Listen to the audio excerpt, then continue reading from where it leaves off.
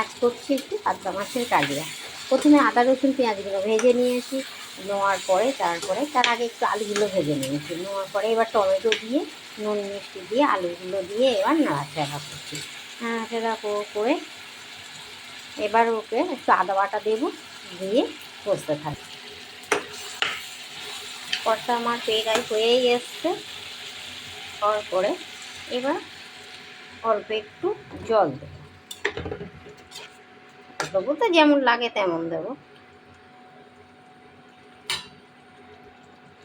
এবার এটা ফুটতে থাকে, অনেকটাই ফুটলো। ফোটার পরে এবার আমি মাছগুলো দিয়ে দেবো।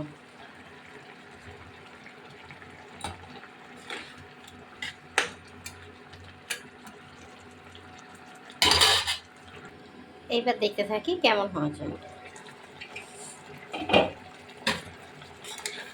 মাছগুলো এবার উল্টে দিয়ে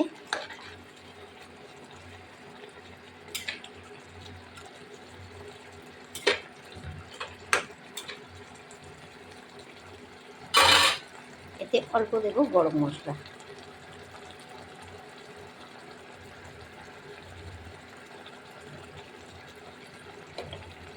দেবো গরম মশলা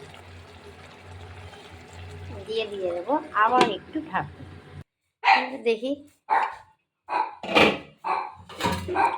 ও ঠিক আছে, দাঁড়াও বাবা, বাড়ির লোক আসলেই এখন আর থাকা যাবে না। ঠিক আছে, তা তোমরা দেখতে থাকো।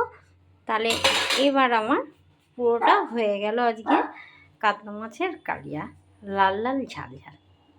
তা বন্ধুরা, তোমাদের কেমন লাগলো জানাবে কিন্তু। টাটা।